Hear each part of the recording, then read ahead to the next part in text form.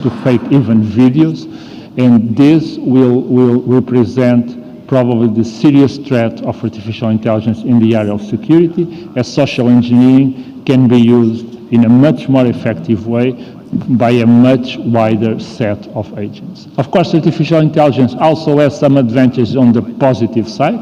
We can use artificial intelligence to detect threats, to identify dangerous actors and so on. So it will be a fight between the good side and the bad side. But probably the most serious threats that we will face with artificial intelligence in the security area is the ability of almost anyone to fake a convincing email, a convincing text message, or even a convincing phone call. And if you are aware of the number of attacks, for instance, the hello mother, hello father, very common attack where people receive a message supposedly from a son or a daughter, you can imagine how much more effective these attacks will become if you can fake a phone call or a voice message than a simple text. And so those are things that we should worry about. AI will certainly be a force used by the bad actors in a security environment. It will also be effectively used, or can be effectively used, in defending from attacks.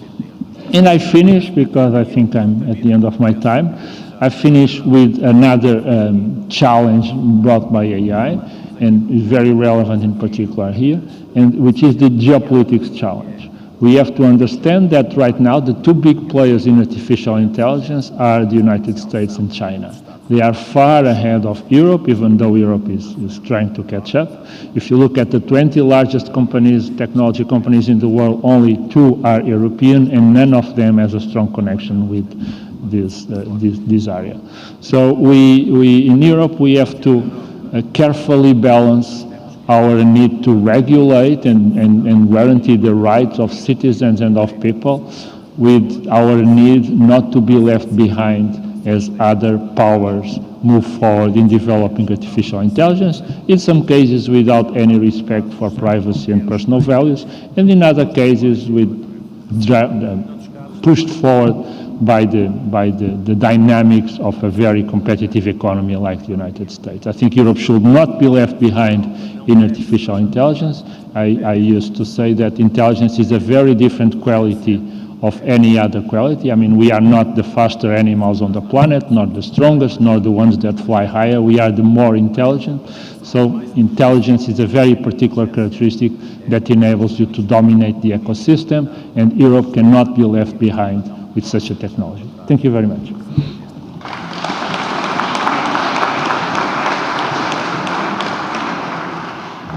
Thank you so much, Mr. Arlindo Oliveira. This was perfectly on time, and it was very, very interesting. Looking forward to discussing with you and the delegations on these matters.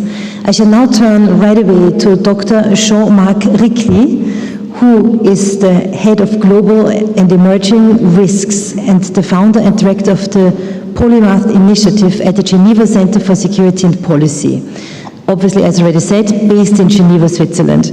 He is also the co-chair of the NATO Partnership for Peace Consortium, Emerging Security Challenges Working Group, and a senior advisor for the Artificial Intelligence Initiative at the Future Society. He holds a PhD in International Relations from Oxford University, and in 2020 he was nominated as one of the 100 most influential French-speaking Swiss by the Swiss newspaper Le Temps. His latest book, very fitting to what we are discussing here, published by Georgetown University, is entitled Surrogate Warfare, the Transformation of War in the 21st Century. Jean-Marc Ricli, thank you very much for being with us today, and the floor is yours.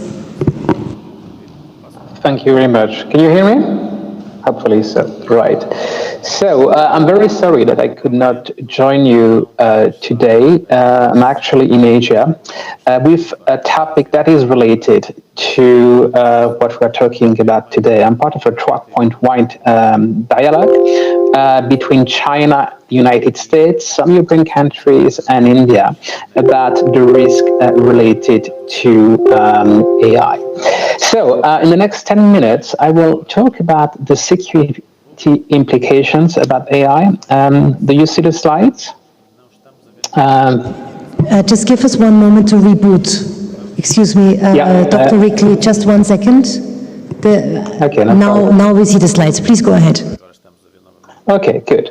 So, I'm sorry, we had an issue with the computer, so that's why. Okay, I can see the slide. So next slide, please.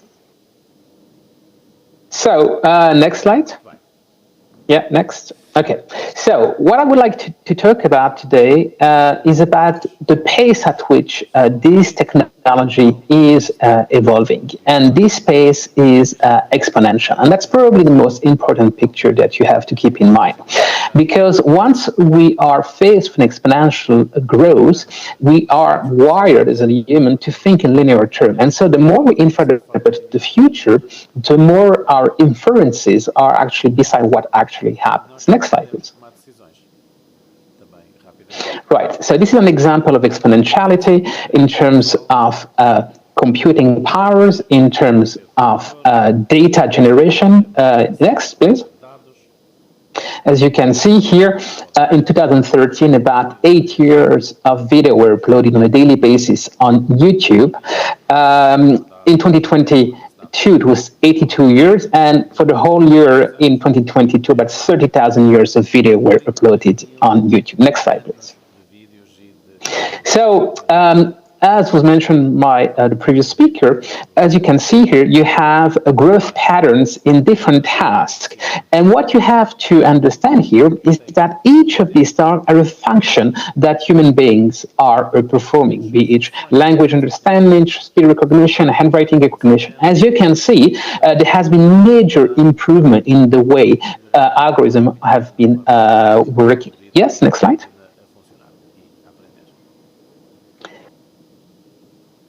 So one of the first security implications of AI and risk is related exactly to this issue of data, because the amount of data that are being generated makes institutions and organizations and governments more insecure, because you have single individuals that could have access to an entire wealth of information. We had cases in the past with Edward Snowden, last year, a young member of the military that basically had access to military intelligence shared on Discord server. And also you can use this information to profile people, an entire population, as China is doing. Also, when you have ecosystem like this that develops, you have new applications that's developed. For instance, Ukraine has used an application that allows, Clearview.ai, that allows through taking a picture to identify the person who is on this picture. Next slide, please. This is something that was impossible before. Next slide, yes. The second issue, and this is something that is very important, especially for democracy, is the issue of subversion. Here you can see a technology called GANs, Generative Adversarial Networks, that was developed scientifically in 2014. And GANs is responsible for what we call deepfakes. So these synthetic images that reproduces anything, and here individuals. You can see how fast the technology has evolved in a span of 4 years. By 2018, you had perfect, realistic pictures that were developed. Next slide, please. So if you click on this, if you just click on this video at the bottom left, this is the first deepfake video that was ever published on Reddit in December 2017. Unfortunately, this is coming from an adult movie video. So on this video, even though it's not playing, the face of the actress is not her real face. It's the Israeli actress Gal Gadot. That has her face has been merged on the original actress. Next slide, please. And so what happened is that when that video was uploaded on Reddit, experts were asked how long it will take for this technology to proliferate. Experts said 1 to 2 years.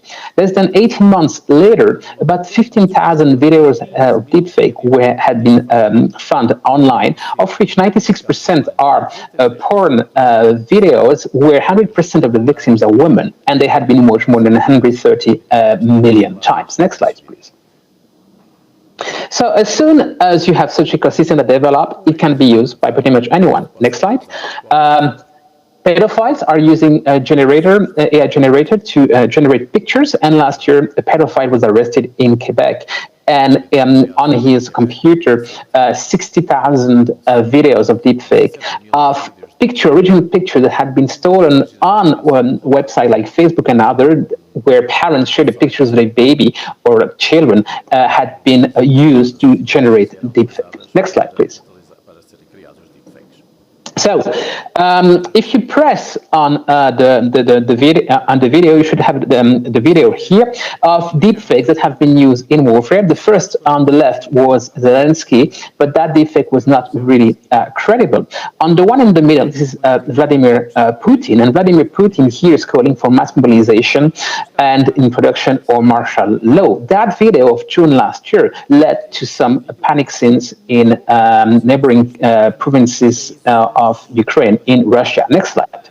And so, what is interesting here is that this is the video playing. Next slide, please. What is interesting here is that this technology has now developed and is being used. This was earlier in February this year. If you can click on this in this video, this is next slide, please. This is a video of France 24, and basically what he says here is that Macron, that was supposed to go to Ukraine earlier this year, did not go because the French services realized that the Ukrainians were planning to assassinate President Macron. Obviously, it was totally fake. It was a fake, a deep fake that was created by the Russians. So you can see, in less than 10 years, we moved from not having this technology, because it did not exist 10 years from now, to very credible manipulation. Next slide. And so, next. The issue with deepfake is that it targets a key asymmetry in us human beings, because we all have psychological biases. Fake news and lies spread much faster and reach a much wider audience than truth. Next slide, please. The issue that we have now is that AI is learning from that, and AI has already reached a point where if you put people in front of deepfakes and true pictures of people, people will have more faith in this deepfake. Next slide, please. So last year, an experiment was conducted comparing medical recommendation received by a patient from physicians or chatbot. On the quality of the information, chatbot ranked higher, and they also did rank higher on empathy. And that is really transformative, because that means that if now machines are able to show more empathy than human beings, this opens the gates to a complete new set of manipulation techniques. Next slide, please. So, generative AI has been used to take a test of creativity, and GPT-4, the second version of ChatGPT, scored them on the first percentile of the best person or entity that have already taken this test. Next slide, please. So deepfake, next slide, please, can be used in any type of context. You know, we are in a big election years in the US, but elsewhere, these pictures could show up on your feeds, and suddenly that could fuel, you know, the argument of those contesting elections. Next slide, yes. Earlier this year, robocall impersonating President Biden had been already noticed in the primary in for the Republican. Next slide. And this video of the Pentagon, where that has an explosion, was a deepfake. Next slide. And it was tweeted by a Bloomberg feed that does not exist, but Bloomberg does, and that led to a loss of 30 points on the S&P 500 last year. So multiple billion were wiped out from the stock market. Next slide. So next slide. increasingly, next, you will see in the war in Gaza that kind of picture. That this picture was made the front page to Libération. And next slide. And this picture is a deep fake of a baby. Next slide, please. And increasingly, we have to be accustomed to question the validity of the information. And that picture was already used last year for supporting the victim of the earthquake in Turkey and Syria. And this is a tweet from Samantha Power, the former US ambassador to UN. Next slide. Next, yeah, we can pass this one. Next slide. Yeah, so with generative AI, experiments have been conducting where for $400 you can basically set up an entire press agency like Reuters or AFP and run articles 24 hours a day, 7 days a week on specific topic that, in that case, to next slide, to counter any criticism of your restaurant policy. Next, please.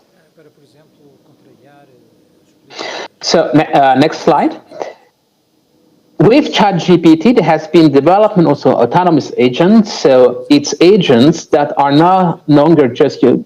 For ChatGPT, you insert prompts and you're basically interacting with the machine. An autonomous agent, you insert one prompt, the objective, and then it gives you, it understands the problem and gives you a strategy. And here, a few days after that happened, last April of last year, someone wanted the objective of destroy humanity, and what the algorithm did was basically to review the best way to kill humanity. This is through nuclear war, but for a chatbot to access nuclear weapons, impossible. The second best option then was to create chaos in society through this information, and that a chatbot can do. And suddenly, this chatbot started to set up a lot of different accounts and starting to diffuse information on social media. Next slide. So as you can see, these technologies, especially generative AI, is very powerful. It can be used to create malware for people who have no understanding of coding. Next slide. And it can also be used for what we call weapons of mass destruction. Here, an experiment where drug discovery company using generative AI to discover a new chemical compound was tasked for an experiment to look for a compound similar to a chemical weapon called VX. And in 6 hours, that algorithm found about 40,000 new molecules, 2/3 of which were unknown and have not been used, are more lethal than VX. Next slide. That can also be used for pathogens. Is the issue that we are currently discussing here in Asia, where generative AI can be used to identify new pathogens and also where this pathogen can be synthesized. Yeah, next slide. And that obviously for any, yes, next slide, any expert in weapons of mass destruction is a growing concept. The last two issues are military robotic, because AI is not just in weapons, in digital, it increasingly translates into military robotics. Here, swarm are the flock, like a flock of birds, the idea of using lots of different units together. Next slide. This is very transformative on the battlefield. Next slide. And this is increasingly making its headway into the modern warfare. Next slide. Here you have the Shahid 136 that are delivered by Iran to Russia, and when Russia is starting to use them, you can see that it's contributing to switching off the light by targeting electricity infrastructure in Ukraine. Next slide, please. So increasingly, next slide, and you can pass this one, please. Next slide. These weapons also be used by non-state actors. ISIS was on a very user of this weapon that increasingly could rely in the future on AI. Yeah, next slide, please. And obviously this is transformative, because increasingly what we have to factor in, and you as a policymaker, is the agency of the technology. Increasingly, the machine has an autonomy on its own. Next slide, please. It was reported a few days ago that now in the US, it is possible to buy a robot dog equipped with a flamethrower, and it's not considered as a weapon. You know, imagine now that kind of tools that are now being used by anyone. This is quite transformative. Next slide, please. And the last issue I would like to mention is subversion for immersive technology. Yes, next slide. So increasingly, if you click on the image in the middle, you have a short movie of someone crossing the road, and he has an augmented reality virtual Google. This from Google that were commercialized earlier this year. So these goggles are equipped with eyes tracker that are able to track where the person is looking at. Next slide, please. And increasingly, these devices can be equipped with sensors that will monitor brain activity. Next slide. It turns out that Apple has submitted a patent last year of this earbud, and this earbud are not just allow you to hear some music, but they are equipped with 6 or 7 different types of sensors that will monitor your brain activity. Next slide. So by doing this, what you can do is you can understand, if you want, where the person is looking at and what kind of emotion she's going through. This is another level, if you want, of the manipulation. Yeah, next slide. That could be used for manipulation purposes. So we are entering more and more the issue of cognitive warfare. This is about controlling what and how people think. Next slide, please. And I will finish here, because what we are seeing now is a cross-fertilization between neuroscience and AI. Next slide, please.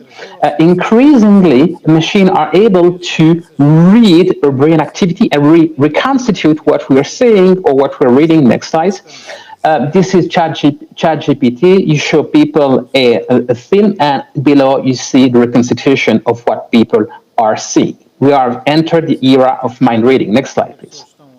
Increasingly, earlier this year, Neuralink, Musk's company, has announced its first human trial, successful human trial, at the time, next slide please, of brain-computer interface, the ability to connect the brain with the machine. Next slide please. It was reported, however, a few days ago that something is going wrong with the patient. So increasingly, what we have, and policymakers have to take into account as well, is the issue of mental privacy, guaranteeing that no one could tap into our neural data as well as manipulating this data. Next slide, please, and should be the end. So we are evolving in this digital reality where we are interacting through computer. Increasingly, we will also be in an augmented reality. We are entering the era of brain-computer interaction, connecting the brain directly to the machine. Next slide, please. And this obviously has huge consequences for subversion. Subversion should be considered as equal as coercion in the future. It's the idea of not using violence to influence someone. Yes, next slide, please. If you want to know about that, you can have, next slide, you can have access to all these sources on our website as well. So the point of this presentation is to tell you that AI is bad, or these technologies are bad. They have enormous potential for good, but they are dual use. And what we have to be careful of is that this technology can be repurposed for nefarious purposes, or can be used in a way that was not intended as when they were developed. This will lead this transformation, and the developments to enormous potential for good, but also all the data that are being generated can be used, and this can be used in different ways, and we can talk more about that in the question answer.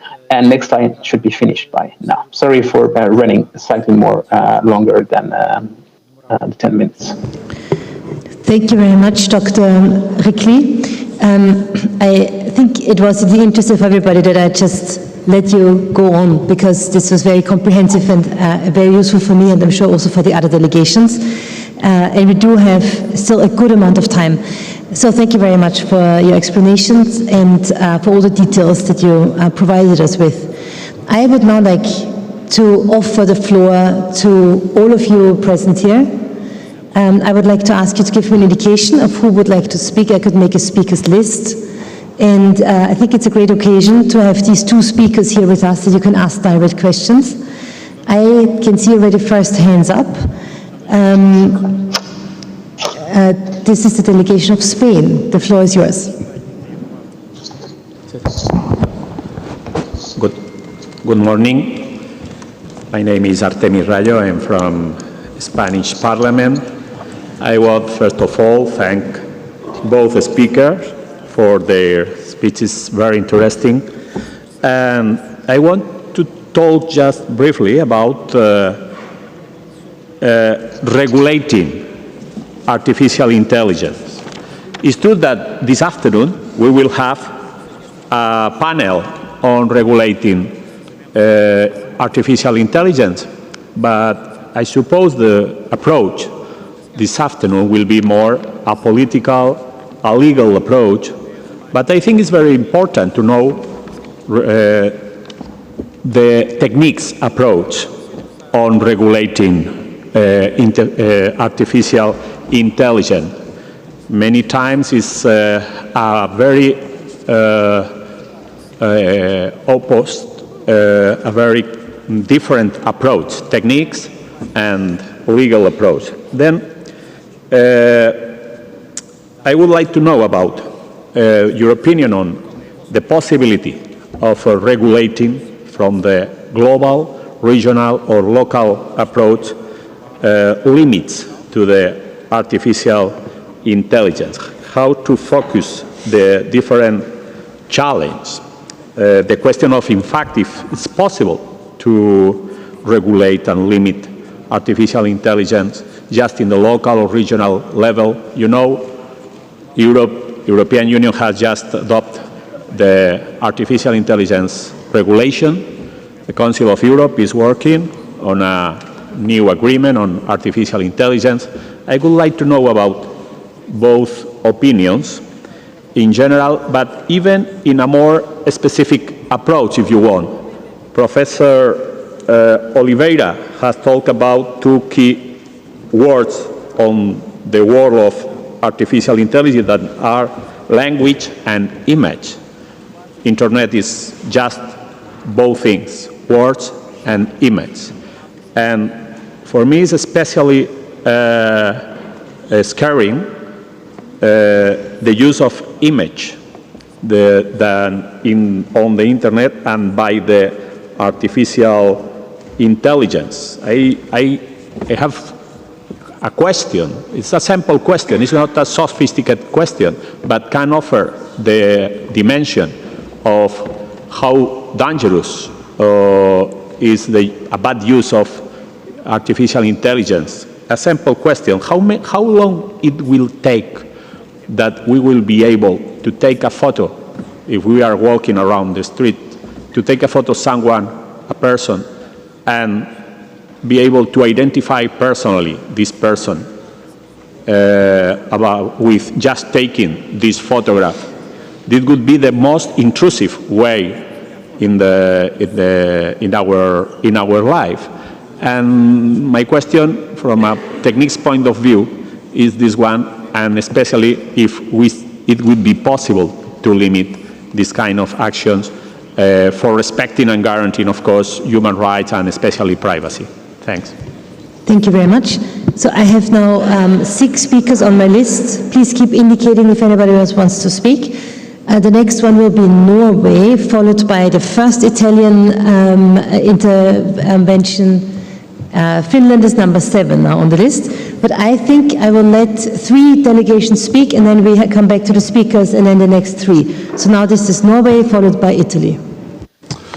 Thank you, Madam Speaker. Thank you for introductions. There were made several interesting points with regards to the employment and labor force issue that was raised in the beginning. With regards to that, we have had dwindling fertility rates for many years. And what we see is that AI and automation will maybe help us in that sense, because our labor forces are shrinking with regards to our pensioners, and that could be a solution. But that doesn't reduce the need for skilled labor anyhow, and that brings us over to the second point that was made with regards to where the concentration of high-tech companies are, in China and in the US. That also mirrors what kind of education system and what kind of emphasis we have had on education in Europe. So we need to train more technology experts. We need to train more experts within the rate of AI. And my question to the experts in that sense is, how do we do that? How do we go about that? That's going to take us 10 to 15 years to train the people that we need. That's part one.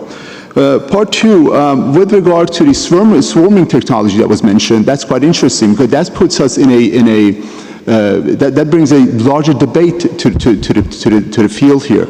Because what we have done in the West in the last 20, 30 years is we have had a emphasis on high technology weapons.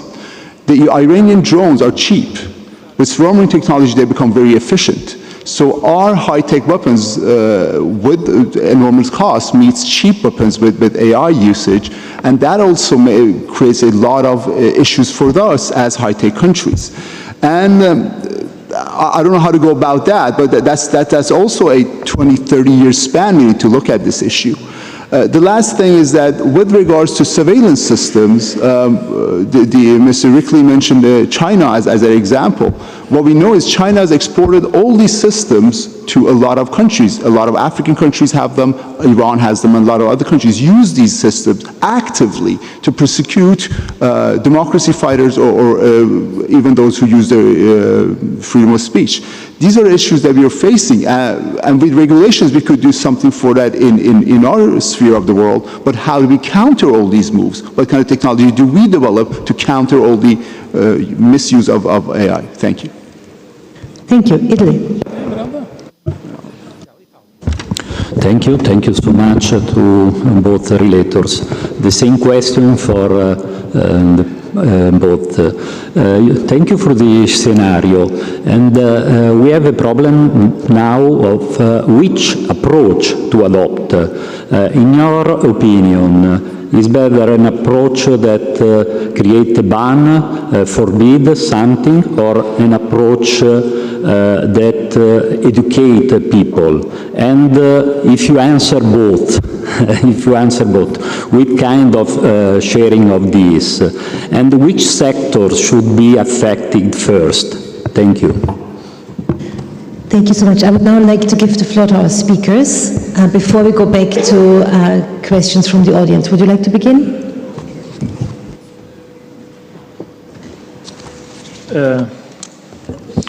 Yes, so the first question, I think it was on the regulation of artificial intelligence and whether it should be pursued at a global, regional, or local level.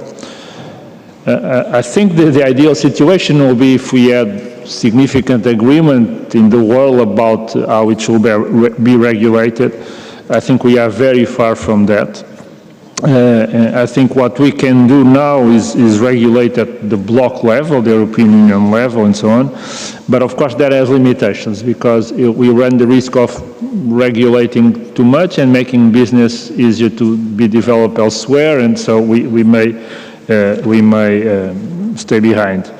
Or you may regulate too little and then don't have enough influence. I think I don't have a solution for this or a good proposal, really. My only view, which actually may be wrong, is that we should keep the dialogue channels open. By not dialoguing with our American friends, with our Chinese counterparts, by not having a dialogue, we are actually just making things worse. So when America decides, when the United States decides to move away from Europe in many respects, as may happen if the results of the elections are a particular one, as we try to shun China from the international community, I think we increase the risk of the regulations not being weaker than they should be. I really don't have any good answer here, but I mean you are the politicians. As for the use of image, it's scaring. Yes and no in a way. I mean I think we are already in a situation where we cannot believe any text, image, sound, or video that we see. So that is basically the future. The systems will improve, the actors will use them in a worse way, and I think basically Either we have some independent assessment of the veracity of a content, or else we cannot take for granted that an image is real. Because, I mean, that is already true, has already been true for many years. It was hard. It used to be hard to do one of these things well, right? I mean, people being erased from pictures and so on, that's very old. But you used to require significant resources, and that's no longer the case. As for identifying persons from photos, it's possible today. I mean, that is being done in China. It's violating already the privacy of people. We can, as I boarded the last two planes I boarded, I think coming here to Lisbon, I was identified by only face. I did not have to show my ID. So it was face identification at the gate. So that is possible today. How far we want to let that be used is an issue. The question, I think, was from Phil, and the threat of unemployment. I fully agree. I think especially in Europe, where we have an aging population and we have lack of human resources, I think the threat of unemployment is not as strong as the promise of being able to use better the resources, the human resources we have. In particular in Portugal, where we have lack of an aging population and lack of highly trained human resources, the hope that we can use AI to increase productivity and improve the economy, I think, is a good one, and I'm more hopeful about that than worried about the threat of unemployment. As for the lack of trained experts, yes, it's a challenge. We need to. One thing, though, that is good is that AI lowers the level of expertise that you need to program or to create videos and images and so on. So there are also some good news is that as AI becomes a more useful tool, in some ways you need less expertise and more people can do some jobs. But you still need to have a reasonable number, a good number of highly trained experts on the technology that then develop and push it forward. As for the question, I think it came from AI, from Italy. Banning AI, I think it cannot be done. I don't think it can be done. It's not like banning nuclear weapons. You can control for nuclear weapons and so on. AI, anyone can develop AI. Any company, any service, any state can develop AI. You still need fairly big computers these days for the most powerful models, but even that is coming down. And I mean, you can use already existing models to do very serious applications. I don't think we can ban AI. We have to learn to live in a world where AI exists and where all these applications, the good ones, and also all the threats that my colleague showed so eloquently, and we have to learn to live in a world where AI is. And you may think that is, by looking at the sheer number of challenges that were shown here, that cannot be done. I'm a bit more hopeful. I think it can be done, but we need to take the right measures. Thank you. Mr. Rickley. Yes, thank you very much for your very insightful question. So on the issue of regulation, just first to respond to representative of Spain, whether we already have applications that are able to identify people. I showed you in one of the slides, Clearview.ai, that has been used in Ukraine, when Ukraine is doing exactly that. So an algorithm has been trained on all the pictures that could be found on the web, and they have created a portable intelligence agency. So these capabilities are there, and they are diffused. Now, on the issue of regulation, this is a very important debate. There is indeed a tendency to either ban or to let go. The issue here is to have a much more granular approach, because if you are banning, you are stifling innovation and you are losing this battle, as was already mentioned on several occasions during this discussion. It's a battle now between the United States and China, and Europe, sorry to say, has in a way completely miss the technological development in this field. So I think that you, as policymaker, you should adopt policies that do not ban this technology, do not ban the development of this technology, but regulate the uses of these technology. And some of this usage could be of concern. Now, when it comes to employment, obviously this will have tremendous impact.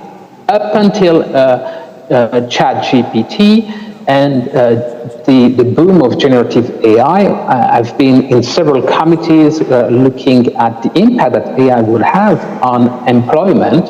And the mantra was that, those who were doing professions that are creative will not be at risk. But as I showed you in the presentation, now, if you're an artist, if you're a painter, if you're a writer, you are the first to be at risk. So this will have enormous impact on the structure of the labor force.